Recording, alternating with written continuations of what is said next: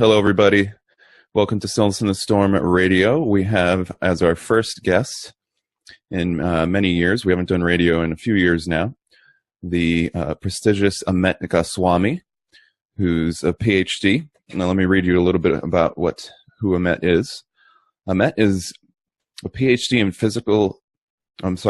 Amit has a theoretical nuclear physics degree. He received his PhD in physics from Calcutta University in 1964, and he is a former member of University of Oregon's Institute in Technical Science. He is best known for his appearance as one of the interviewed scientists featured in the 2004 film What the Bleep Do We Know? And you can find some of Amit's information at facebook.com/quantum activism. Twitter is at Quantum Activist, and his website is www.amit Goswami.org. Thanks for coming to the show, Amit. How are you? Thank you. Thank you for inviting me. I'm good. Wonderful. Well, I wanted to introduce my audience to you because I was reading through some of your work, and there's some very compelling concepts, and obviously your work in quantum physics has a lot of compelling information that people who are studying consciousness want to know, and I know you've been studying this for quite some time, so could you give a little just brief overview of what some of your work is? Yes, I'd be happy to, and this is, of course, what I do. We are trying to change the worldview, no less. The reason quantum physics has such power packed into it is very simple. From the beginning, it became clear we are discovering something about matter, objects in general, that the Newtonian view was completely ignorant about. Newtonian view is a view which regards matter as objects moving in space and time, and entirely guided by material forces. Whereas what we found, quantum objects, they're not like that at all. They are instead waves of potentiality, waves of possibility. And they don't reside in space and time. They reside in a domain outside of space and time. So there was a lot of controversy, lot of soul searching. What does it mean to say outside of space and time? Because outside of space and time is an idea that has been around in human civilization, in fact, most of human civilization. For the last 400 years, however, we banished the idea because it was thought to be mystical, religious, prejudicial, dogma. But now, science itself, quantum science, which is extremely successful explaining data, and technology too has been developed based on quantum physics. Quantum physics is saying that, look, this is real. And not only that, finally the reality of this outside of space and time was verified by experimental data. Alan Aspect and other French physicists, they did an experiment in 1982 which showed clearly that objects can communicate faster than the speed of light. Nothing can travel faster than the speed of light in space and time. Einstein proved that long time ago, verified by myriad experiments. Certainly. So this is a pretty groundbreaking discovery then. Right? It's automatic. So that is the problem. So there is a huge problem with the idea that there is only space and time and only matter, because this outside of space and time, defined by this communication without signals, faster than the speed of light, instantaneous communication can mean only one thing. This domain is just a domain of oneness. Everything is instantly interconnected. So right. Oneness. Who talks about oneness? Religions and spiritual traditions. So quantum physics can integrate science and spirituality. This is why we need a revision of the worldview right now, which is divided. Some people hold on to religions of the old because they are not ready to give up the idea of this oneness. And others who are gung-ho about the fact that, no, this is all religious hocus-pocus and nonsense. And quantum physics certainly can breach the huge division that has taken place in American society and elsewhere. Certainly. Well, yeah, I think one of the the points I want to tease out of that is that if we have communication, if information is being shared instantly at a certain level of reality, then that would suggest oneness, because if you're one with somebody, then you have access to their informational field. Exactly, immediate access. And that immediate access suggests that there is no separateness between you and me, we are one. And that is just such a scientific proposition now that it cannot be refuted. There is no debate about it. So all you can do is to avoid and ignore. So scientist tactic is avoid and ignore, and those of us who have discovered it directly in some ways, such as I and a few other quantum physicists who also have written books, we struggle with attracting the attention of society in general, because scientists are so abhorrent of religions coming back into the fray. You know, they are Certainly. so anti-religions and anti-spirituality, so scared of going back to religious prejudices and all those disciplines, etc., that certainly religious societies imposed upon us, not so good. We have now democracy, we have a little bit of taste of freedom, and I understand that giving up that freedom does not sound very good. But on the other hand, you have to face reality. Reality is that there is this domain of oneness. And then we should work with it. Domain of oneness means one very important thing for us, which is that ethics, being good to each other, is very important, because that's what takes us to that potentiality of oneness. Another very important thing is that the second domain, this domain which psychologists discovered even before quantum physics, Freud, is unconscious in us. So we have two domains to work with, conscious domain and unconscious domain. If we learn to use the unconscious domain towards solving our problem, then creativity enters our equation. And that increases the scope of our problem solving hugely, enormously. In fact, analysis shows that this is what creative people have been doing. The reason that we are not Einstein is that Einstein had the capacity of using this domain of potentiality much more efficiently than you and I do. And this is the secret of Einstein's genius. Now everybody's secret. Anybody can be creative by looking into the quantum nature of creativity.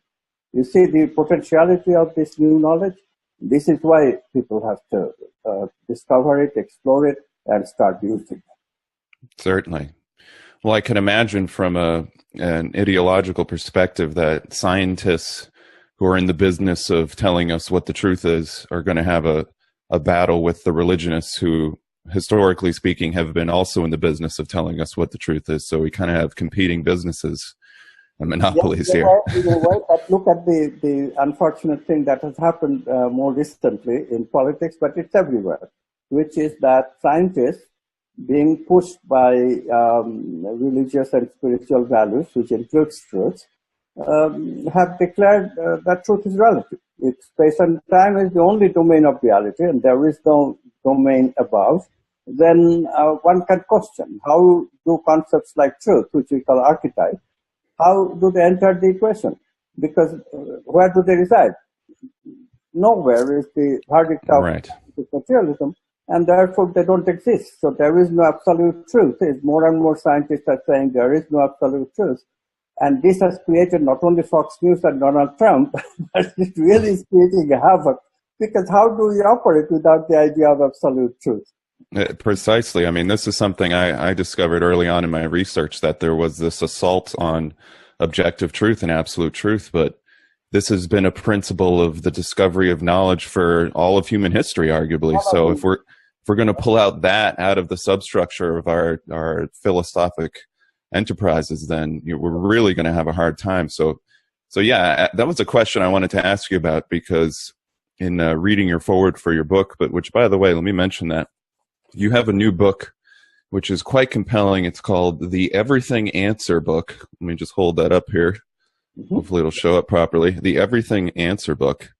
And in it, you mentioned something that I wanted to ask you, which was that the philosophy within science itself seems to have been corrupted. And I couldn't agree more. Can you speak a little bit more on that? Yeah, because the whole point, we already have touched upon it, the whole idea of this matter being the cause of everything, that produces a huge problem, because even meaning cannot be processed by matter. If you think Right. about it, matter processes information. Computers are information processing. They, they have symbols that process information. A symbol can stand for some information. So Right. computers are symbol processing machines. They cannot process meaning. So, and this has been codified now. I started with a philosopher named John Searle, but then Roger Penrose, a physicist. There is very mathematical proof, quite very definitive and trustable. So if we accept that in spite of all the efforts that artificial intelligence researchers put in to find or develop computers which can process meaning, suppose Penrose and Searle are right, which I'm convinced that they're right, that computers cannot process meaning. So Right. then what the scientific materialists are doing, some of them are very suspicious. They accept that, yes, very likely computers will never be able to process meaning. But then what can we do? If they cannot solve a problem, you accept that the problem is fact. So what they do is that let's avoid the idea of meaning entirely. Suppose the world is only information. Right. And this is what we are facing. We are developing a culture very rapidly, which is an information processing culture. You look at school education, college education, information processing has become huge, and meaning processing is becoming reduced and reduced and reduced. And Precisely. similarly, archetypes, values like truth we talked about, but there is also love, beauty, justice, all this abundance. These are the archetypes that human professions are built upon. If you take away those archetypes, what is left? So civilization itself is breaking down under the pressures from this kind of science. Precisely. Yeah. There's a professor I've listened to quite a bit. His name's Dr. Jordan Peterson, and he describes it. He works in psychology and philosophy, and he says that there's been an infusion of postmodernism, which is a philosophy based on the idea that there is no objective truth, and how this, over the past 40 years or so, this philosophy has completely destroyed the humanities, which are the meaning and value assessing qualities of our educational system. So as a result, this is having a major impact on the way we conceptualize the world. And I think a really good example of this is, I don't know if you've heard of simulation hypothesis, which is the idea that we're all living on a giant computer mainframe somewhere that's run by very advanced aliens. And what's interesting is if you boil down the philosophic substructure of that argument, it's basically an intelligent design argument minus God, minus the creator. Minus God, but not really minus God. It could be God. Right. God is just a name. Whatever you give the name to this alien, the idea was portrayed in a movie called Matrix, so it became like it produced a counterculture. And now serious scientists are posing this kind of idea because we can avoid a lot of the responsibility that comes from recognizing that no, there is no such thing. It does not make any sense, nor is it necessary to invoke. Instead, we can just clearly take responsibility for the fact that we are not just separate. Separateness is true, but so is oneness. And then Precisely. go back to the system that we have been struggling with throughout human history. Agree, we have some negative emotion built into us instinctually from evolution. We have to deal with it. And it is true that these archetypes, these values that come to us, they come to us by intuition. They are not built into the brain. We have to cultivate it. And it takes time, it takes effort, and it takes really some creativity to get to that. Transformation of the human condition, which is basically a selfish one, which is basically a conditioned one, which is basically a negative because of those instinctual circuits, and basically pleasure-oriented because, again, of the pleasure circuits that also produced by evolution in the brain. This is the condition, but we can overcome it because we get these archetypes. Some people have done that. throughout the ages, there always have been people, 10 to 15% of human beings, who have been very positive, very loving, very future-oriented people who have always tried to tell humanity that, look, humanism is very important. We must love each other. We must give a balance. And it is not so difficult to do it. They have been showing us the way. These are a part of the religious tradition, apart from the bigotry. I agree. There is a lot of infighting, lot of dogma, but we can certainly separate out the wheat from the chaff. And we have to. Precisely. And now quantum physics is showing us the way. We have found the scientific validity of this domain of reality that I call domain of potentiality. And we can get those potentialities, cultivate those by discovering, which we already have, the way to harness, which is creativity, the creative process. Creative process is completely understandable with quantum physics. And I summarized it with that jingle that Frank Sinatra sang a long time ago. Do, be, do, be, do. Yes. That's all the process is. We live, majority of us, driven by our conditioning and the negative emotional circuits and the pleasure circuits, live in a very do way. If we could just relax that a little, learn to focus, this is the opposite of information processing, learn to focus on meaning, and then rest occasionally. That's the trick, the be. So when we do, we are doing conscious processing. When we are not doing anything, our unconscious takes over, we do unconscious processing. That's the trick. This two-level processing works miracles. Can solve any problem for us because the whole force of consciousness becomes involved instead of just the learned part of it that is in my brain being involved. So Precisely. Who wouldn't learn to use this unconscious towards their own upliftment and becoming a better person and building a better society if they knew? So my job and others of my ilk, the job is to media like you is helping, but of course the mainstream media does not help. They concentrate too much on what is flashy, what will capture attention in terms of pleasure. Right. What is enamoring? Yeah. Well, I think that you've touched on a few great points here, which is that our innate faculties as a human being is not just material.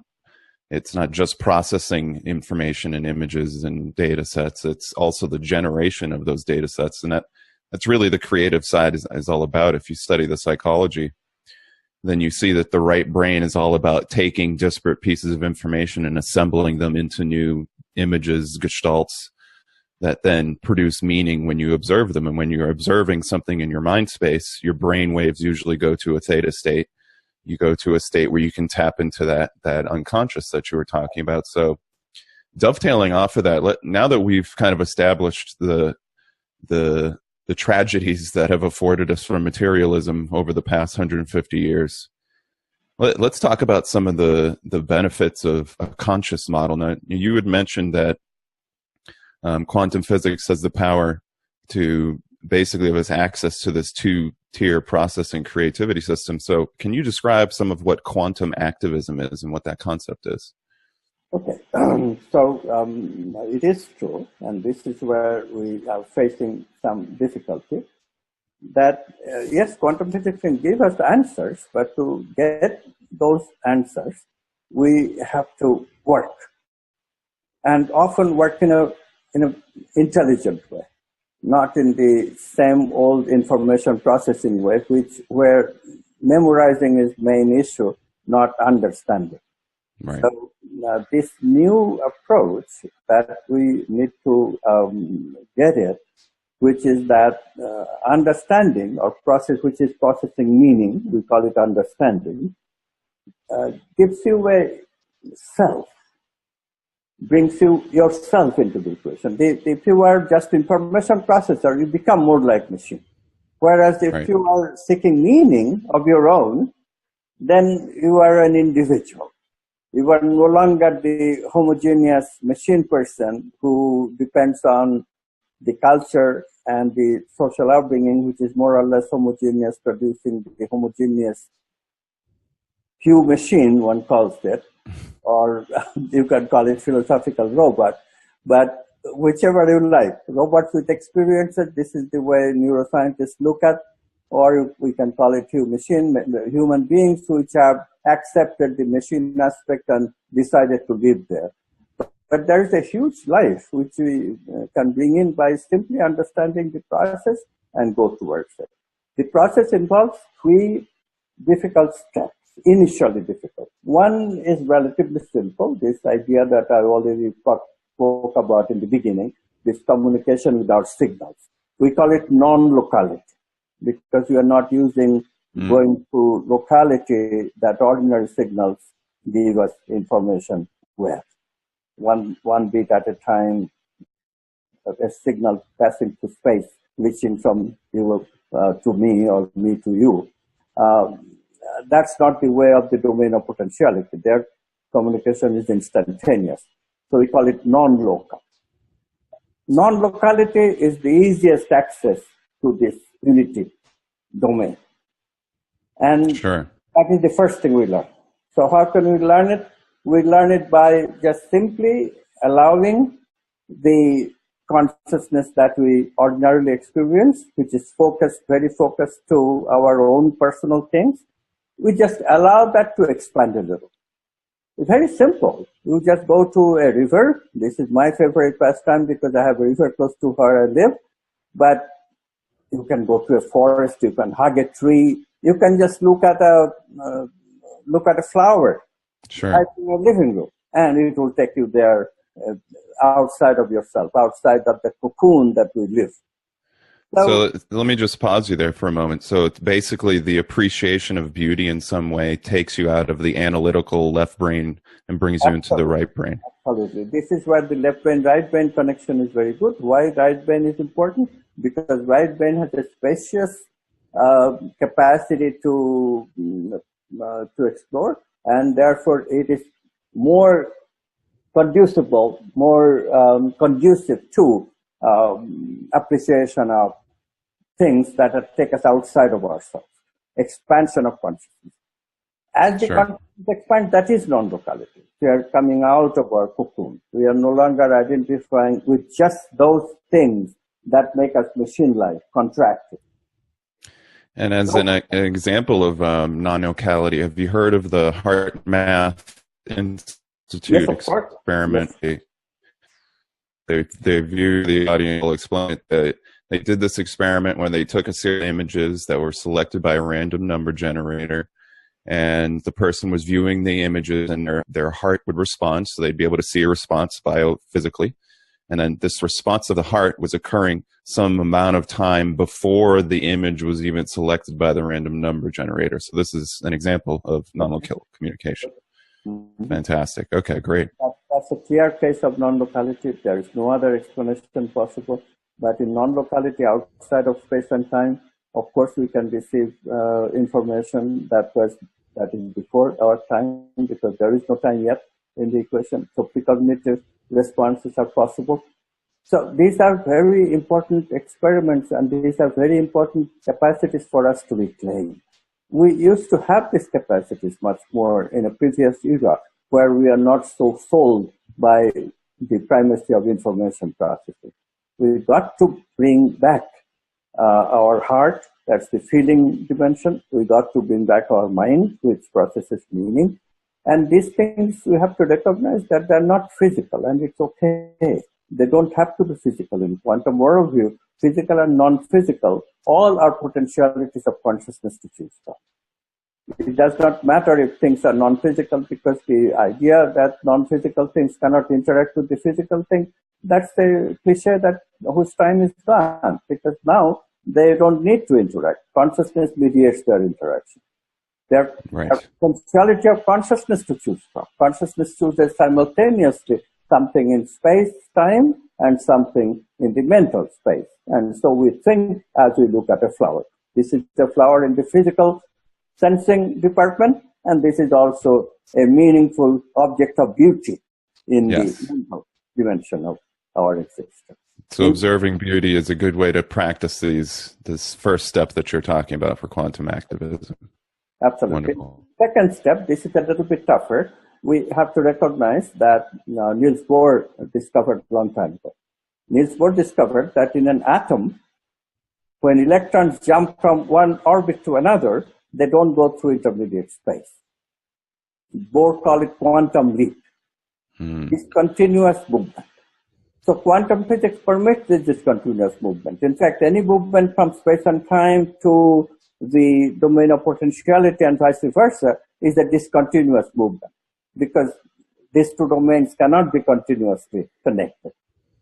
And so when we deal with new potentiality, we are always taking these leaps. Otherwise, new does not exist in the manifest domain. New does not exist in the brain. Brain has only the old stuff.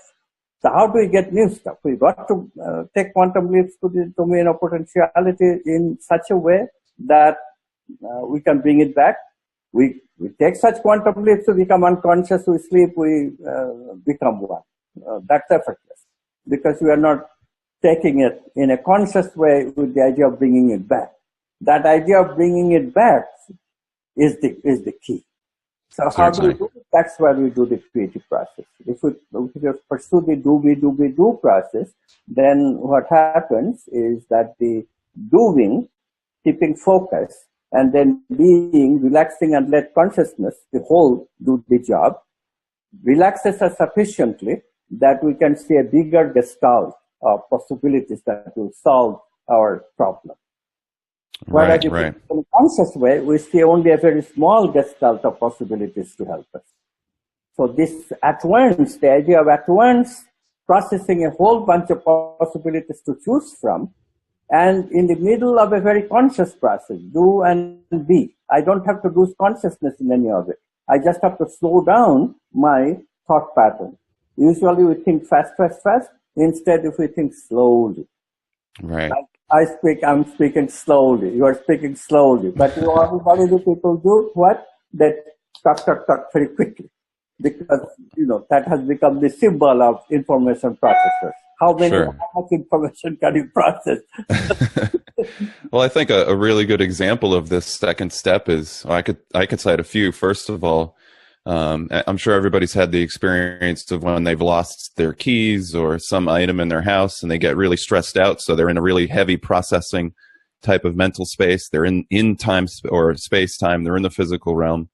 But then if you just pause for a moment and you think about something else, you go into the quantum realm. Now, all of a sudden you could remember where your keys are, yes, right? Exactly. Or you're working on a really intense problem. There's plenty of examples of this from science. A great author and researcher, Dewey B. Larson, in his book Beyond Space and Time, he spent a lot of time talking about this, which is the scientists were working on, I even think Bohr was one of the scientists. He was trying to solve some problem in a dream. When he's in his quantum state, he's all spread out. The insight comes to him, and then in the physical state, he then pulls that insight out and he uses it to solve the problem. So that, I think, gives you some great examples. Dream self, sometimes just simply vegging out with imagination rampant, and that relaxes us sufficiently. Unconscious processing happens. We see the entire gestalt and choose it. Wonderful. Now, that process, to get a hang of it, is not difficult. Because what is happening already, that people are not waiting for scientists to say yes to the new paradigm.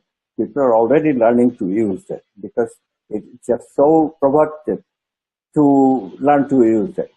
So I know that you can see it. There's an explosion of creativity of people. Where did this explosion come from? It used to be just a few thousand books were published by, and books are not even the most popular way to communicate anymore. Sure. As you know, it's videos and all that. But even so, the publication of number of books in a year has gone from in thousands to hundreds of thousands in just a matter of a decade. Mm-hmm. So it's amazing, the proliferation of creativity that's already taking place. And people don't even know that they can go deeper in creativity and they can change themselves with creativity. I call it inner creativity. And that is what is most important, because this transformation of the inner character, that's what can lead us to permanent happiness. Right. Yes, exactly. If we have purposiveness in our life, and this meaning processing brings us purposiveness. Once we have that, it's now clinical studies are showing that purposiveness can even deliver healing to depressed patients. Precisely. Patients who suffer from clinical depression, if they become purposive, if they follow a purpose, then the depression hits. So purposive life is the key to the general morose that we see, general helplessness that we see, or hopelessness that we see in people. People have become cynical. We can lift them. Well, right, and nihilistic. I mean, we talked earlier about how the materialist philosophy has really destroyed philosophy in general, in science, and even in religion. And that has trickled down to the average person, where with the amount of things to watch and look at and think about and process has expanded exponentially over the past 100 years. And yet the amount of meaning that is being generated from these things that we're looking at is arguably at a trickle. There's barely any type of novelty, any type of introspection happening. And something I think is really important for what I call self-mastery, and it sounds like quantum activism is a part and parcel with this, is the exercise of your philosophic muscles. I mean, our philosophy is constantly happening all the time. We can't really turn that part of ourselves off. It's like our mental heartbeat. So, but when we take that process and make it conscious, and we use it at a conscious level to do in your vernacular, then you can really tap into all sorts of amazing things. And what is a philosopher but constantly asking meaning questions, value questions? That's a philosopher. So we always should value our philosopher. And so the quantum activist, coming back to the idea, is a person who uses inner creativity to become happy, become peaceful, because only a happy and peaceful person can really teach other people to be happy and peaceful, because they are exemplifying it. If a person who is himself nervous and jittery and anxious and talking about happiness, he wouldn't be particularly enthused by such a person, right? Right. So we insist that quantum activism is a different kind of activism. It's not activism where you stay aloof, you don't change, but you want to change the world. We have tried that before. It doesn't with this kind of stuff that we are trying to teach. So we have to be more like Gandhi, or at least, you cannot be Gandhi overnight, but you can start the process. Gandhi used to say, "My life is my message." He worked his talk. This phrase, "working your talk," has become popular in America, and that's a very good thing. We should work our thought, which means that if we want to teach non-locality and discontinuity, we better practice it ourselves. We better ourselves become creative, let our own consciousness be expanded consciousness that can engulf others, just not me. And this is important, because it can increase our happiness. It is important also for me. Right. Yes. So you'd mentioned the first step of quantum activism, which is recognizing non-locality, and then going into it sounds like the second step is quantum active state. Is there a third step? Or? The second step is discontinuity and being creative. And the third step is to change the way that we relate to people. Because it turns out that the reason that brain is so special, brain is so special that consciousness identifies with it, an identity that we call our I. I am talking with you. You are my object of talking. And I is the experiencer of that experience that I'm seeing you, I'm talking with you, I'm relating with you, we are having a wonderful conversation. So this is all happening in my relationship with you as a subject. And similarly, you as a subject also are getting all these things about me as object. So usually there is a hierarchy that is established between the subject and the object, where the subject part feels one step higher than the object part. In other words, I objectify you. Okay, so Justin is contributing so that I can give this interview, and so it's all me. On the other hand, you are thinking the same way. Oh, Amit is joining me in your discussion, so it's my show and it's all me, right? Right. That's the tendency. We call it simple hierarchy. But instead, we discuss things like you and I are doing actually. Actually, we're not behaving that way. Neither you are glamorizing that, oh, it's my show, is just a guest, nor am I saying, oh, I am the guest and he's just a radio host. But instead, we are treating each other with respect. We are treating each other equally. We are listening.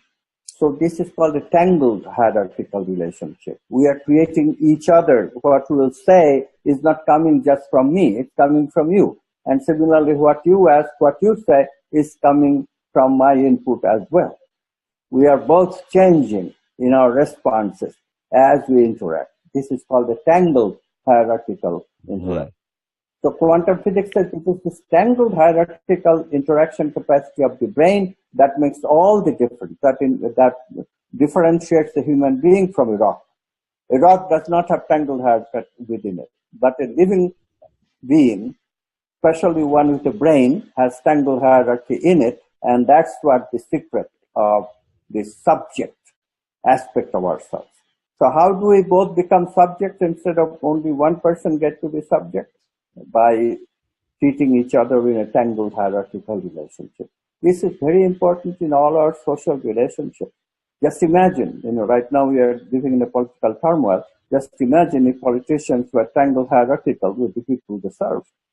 Precisely. Right. Well, I mean, just what I was able to tease out of what you just said is that if you're viewing the other person as just an object, then you're in a very egocentric, narcissistic type of state of consciousness. That's how you're viewing the world. So it's going to make your moral choices and your moral fiber not necessarily the best, obviously.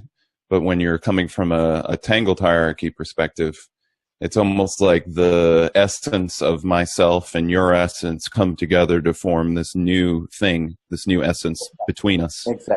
Which then informs us at the same time. That didn't exist before. So that self of our interaction. So tangled hierarchy creates something new that did not exist before, which is you and I give up our momentarily give up our individuality, create a new self that is speaking for itself. And that new self is the way to create new things in society. How can society move on? By respecting each other, by learning to relate to each other tangled hierarchically. Then all hierarchies disappear, racism disappears, sexism disappears, homophobia disappears, and we start discovering the humanness of the other. And then we create a new human, which is neither he nor she nor it, but just one single entity which is creating new things. Right, the non-local human. Yes. Fascinating. Yes. Yeah, I think that concept really relates to a lot of the oneness. I'm sure you've heard the term Christ consciousness or the collective conscious. And if we think about, what is a Christ figure or a Buddha figure or any of these type of religious figures, we could argue that they're the prototypical, the metahuman, all of the good attributes. So if you could imagine all the people on the earth are all going into this tangled hierarchy state, and we all create this new identity that is informed by all of us. Well, all that identity would be this kind of a Christ figure, this figure that has unity consciousness, that is highly moral, that does things for the highest and best good of all people, that lives by the golden rule, these kind of things. The Jesuit priest was also a scientist in the last century, Teilhard de Chardin. He used to say that this is the creating heaven on earth. His thinking was that this is where our evolution is taking us. Eventually, we will have that, Justin. That is the vision of Teilhard. That is the vision also of the quantum world. We'll have that. We'll create this Christ consciousness on earth, which is what would be heaven. Right, precisely. Fantastic. So that's what a quantum activist is then, is somebody who's able to basically recognize that consciousness is way more informative than the material realm, and then learn to use these consciousness faculties, these non-local skills we have. Yes, using non-locality, discontinuity with creativity, and tangled hierarchy in relationship. So it's really not that hard to understand what we need to do. part of it is difficult. I mean, I myself have to admit it took me many years to understand the subtleties of a tangled hierarchical relationship. But when it finally became clear to me and I started doing it, it's immensely better way to live than the simple hierarchical way where the abyss between you and me just grows and grows and grows, and eventually it makes me into a tent dweller, makes you into a tent dweller, and there's no communication.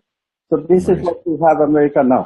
Republicans, Democrats, they cannot even talk to each other. Conservatives, liberals cannot even talk to each other. It's living in separate tents, more and more becoming isolated in that way. If we start tangled hierarchy, if we start quantum worldview, this is what a quantum activist is aiming for, then all this can change. We can become civilized again. We can have good communication. Eventually, as you said, Christ consciousness on earth. Wonderful. Well, yeah, I mean, I think we're living in a world where we have access to incredible degrees of connectivity. I mean, we can speak to each other. You're in, I think, California or the West Coast. I'm in the East Coast. We're interacting with each other. That's just fantastic. And yet, how are we really taking advantage of this amazing tool that we have available to us? I don't necessarily think we are. We are misusing it completely, because look at the power of this connection, and we are not even using it. We are not even using it. It's amazing how easy it is to become correlated this way, how easy it is to invoke non-locality this way. All we have to do is open our heart. Because the mind, in the way that our memories operate, that's separate. Because as soon as we invoke my own memory, immediately my personalities will come up, which will separate me from you. But if I can let go of those potentialities which consist of my memories and go for the new, just be open. And that is what I mean by opening your heart, because then you can feel that openness, that mind, constricting mind is no longer acting. That takes us towards that me-centeredness. That's the key. And if we just learn to use this key, we can be so open. Such a new society can be created, and so quickly. Precisely. Yeah. I know in psychology, I've been studying a lot of developmental psychology, and there's this thing called the modeling imperative. And basically, it's the idea that, especially when you're very young, you need somebody to model after. And in fact, your parents, whether they realize it or not, are incredible models for your behavior. So you identify who these people are, you recognize certain attributes, you create these gestalts of meaning, and then they are informed by your models. So, but we seem to lose that ability as we get older, from an unconscious perspective, to be able to change our model system, to be able to think of new models, new people, and invoke that. And I think that's one of the powerful things with what you're describing here, is it basically gives you the ability to pull yourself out of the processing egocentric consciousness, go into a space, go into the cocoon, if you will, and then emerge from that a new being, a new version of yourself, and you can let the old one pass away and become this new version. Beautiful. So it's that inner creativity is the process of creating newer and newer you with newer and newer input from potentialities that are available to us. And it's infinite potentiality. So we can go on changing and rediscovering myself until I become that Christ consciousness, which is so open, so loving, so wonderful, so creative. So now the path is very clear. Can we do it? Process we know already, creativity. And so there really isn't any other problem than the negative emotional instincts and pleasure-centeredness and the me-centeredness that is built into us. And we do have to put some effort. Thinking about it is easier than doing it. I have been doing this in my own personal life, and I agree that a lot of people try to simplify it too much sometimes, and it cannot be simplified. Religious traditions, spiritual traditions, they also have tried to simplify in the past. It never worked. But they needed to simplify because they didn't even know the creative process. And they needed to simplify because they really didn't know the metaphysics for sure. Now we know metaphysics for sure because we have done experiments to verify it. And anybody can do these experiments. It's not, you don't have to take my word for it. Anybody can do this experiment on non-locality. and convince himself or herself that it really is true. It is this way. And so there is enormous amount of new faith that is coming into the society that is making these changes possible. And then you start doing them and you find that, yeah, it makes me happy.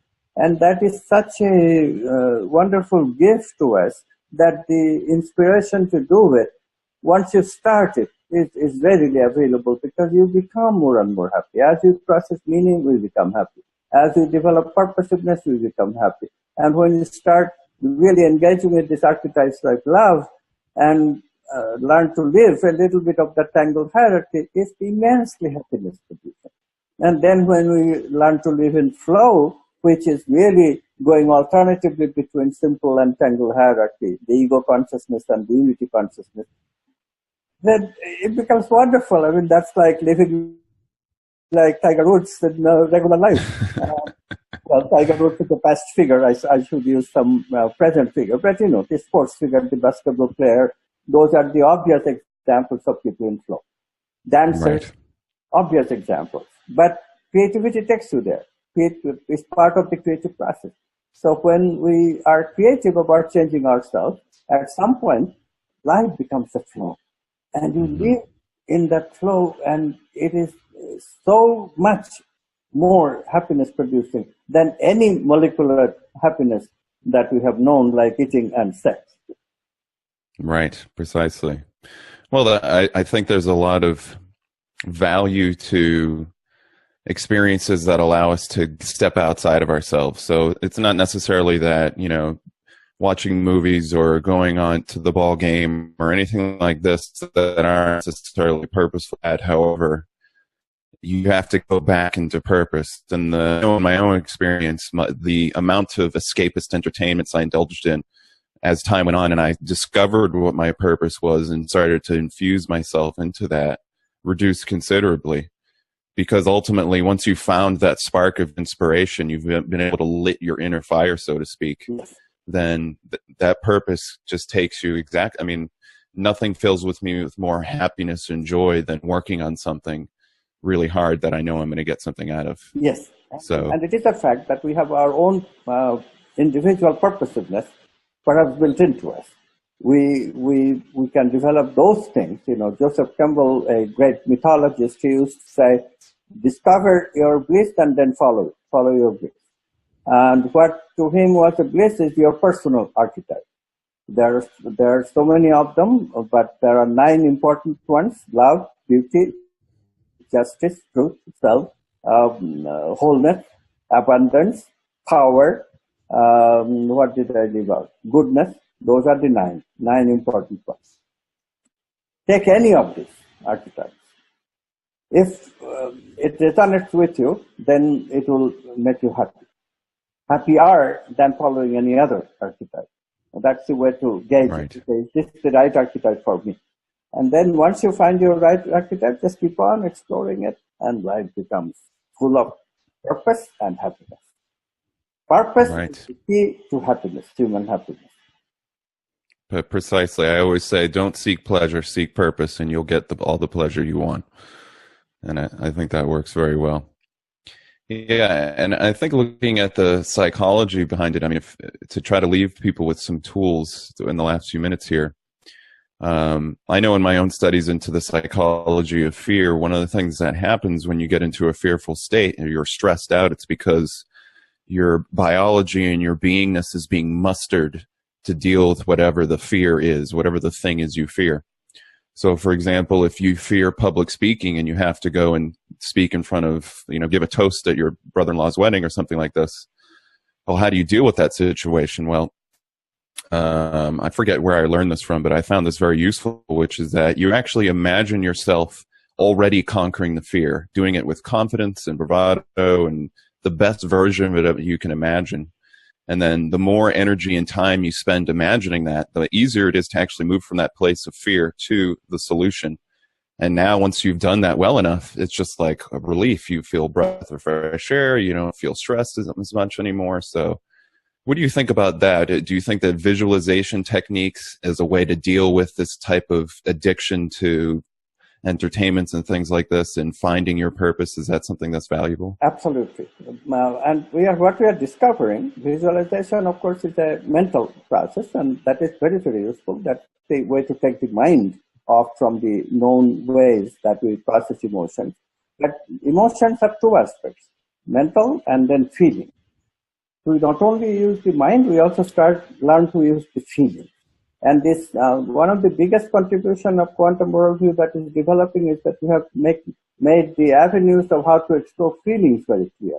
The ancient system of chakras, for example, that there are centers in the body where certain feelings are easily approached and accessed. This idea is very, very useful, and quantum worldview can explain these ideas. In fact, these ideas are explained in Everything Answered book, among many other things. So if we learn to approach fear not only from the mental point of view, visualization like you described, but also from the feeling point of view, that gives us an additional avenue to explore it. For example, we can say that, no, I don't have to be afraid. I am attached to the earth with a loving kindness, two hands of a mother who is holding me, right?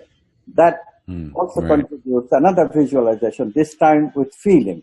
So I have insecurity that's giving me fear.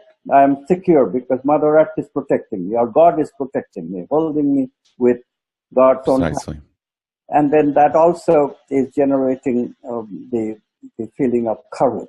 So this is another approach where we are mixing the feelings into the fray, and that makes it even more powerful, the power of visualization. There are many other ways of doing it. I imagine that there are two red roots that is going from my anus all the way to the center of the earth.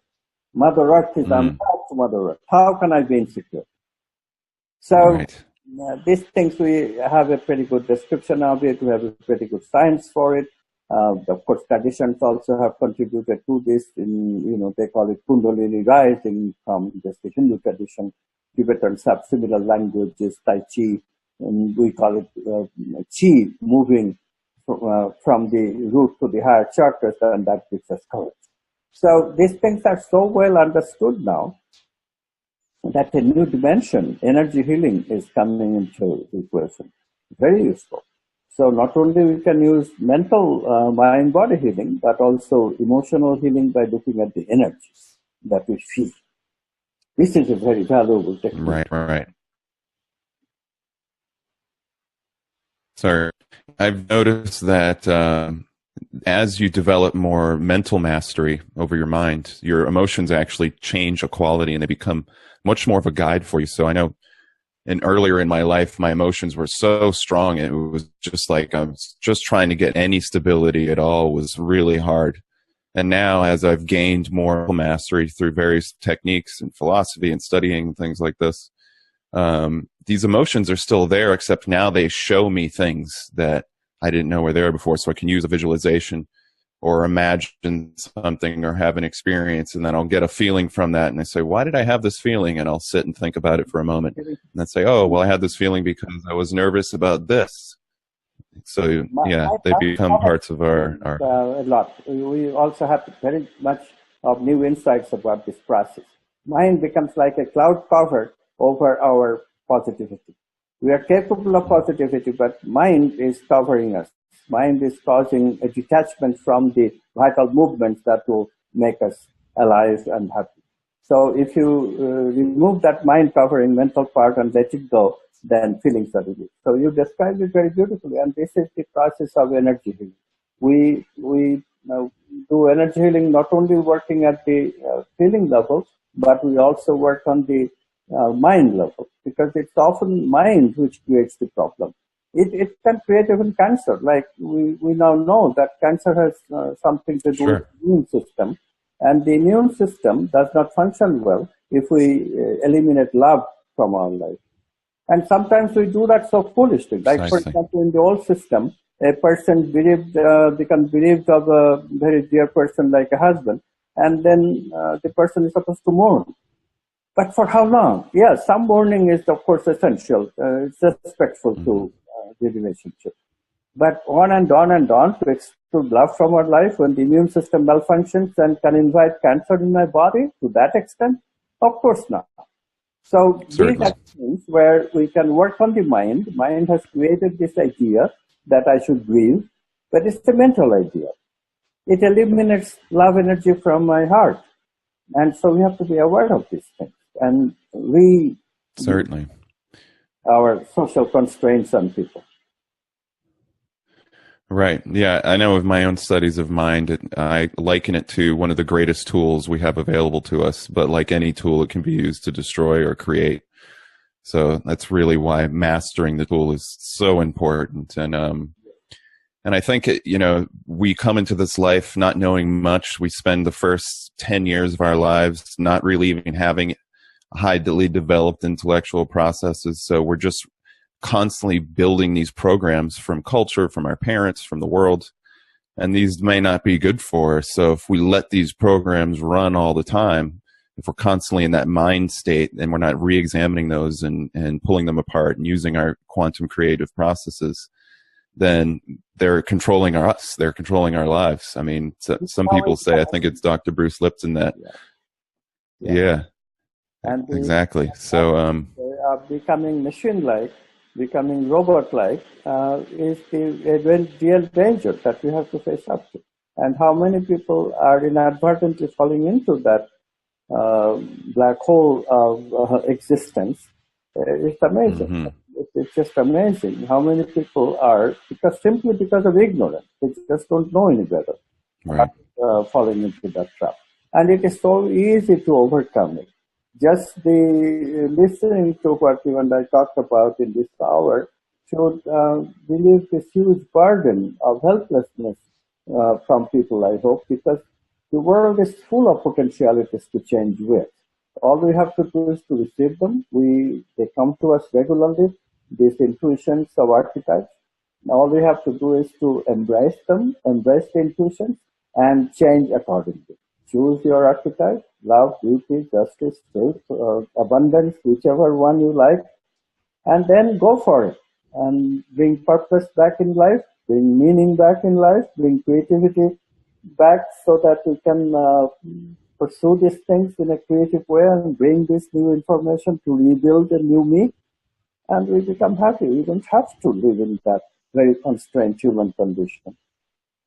Precisely. Yeah, I think that's a great way to close out our interview here. We're living in a world where there's a lot of problems, but we happen to have the greatest tool at our disposal, which is consciousness, to deal with them. So the sooner we start, the better. Yes.